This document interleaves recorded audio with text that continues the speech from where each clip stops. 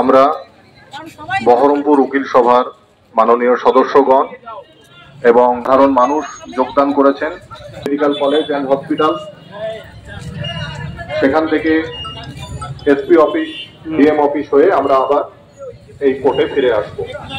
আমাদের এই মিছিল শান্তিপূর্ণ মিছিল, এখানে কোনো রাজনৈতিক উদ্দেশ্য, রাজনৈতিক স্লোগান আমরা দিচ্ছি না।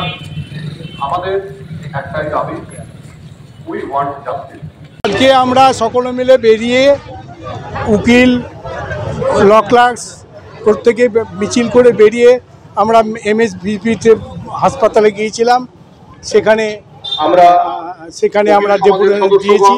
তারপরে ডিএমের সঙ্গে আগে কথা বলা ছিল, আমরা ডিএম অফিসে গেলাম, ডিএম বাংলোতে এলাম। এখানে ডিএম বাংলোতে দাঁড়িয়ে আছি। ডিএম সাহেব নেই, কাউকে দায়িত্বও দিয়ে যাননি। কোনো এডিএম সাহেব যদি থাকতেন তাহলে কাউকে দায়িত্ব তো দিয়ে যাওয়া উচিত। তিনি না দেওয়ার কারণে আমরা আমাদের যে মিছিলে যে এত মহিলা উকিল, ল ক্লার্কস অ্যাসোসিয়েশনের সমস্ত মেম্বার, প্রায় 5,000 লোক আমরা এখান থেকে চলে যাচ্ছি। আমরা এখন এসপির অফিসে যাব। এই যে আমাদের প্রোগ্রাম জানা সত্ত্বেও ডিএমের না থাকা কিংবা কাউকে চার্জ না দেওয়া, এটা অত্যন্ত দুর্ভাগ্যের। আমরা এটার প্রতিবাদ জানাচ্ছি।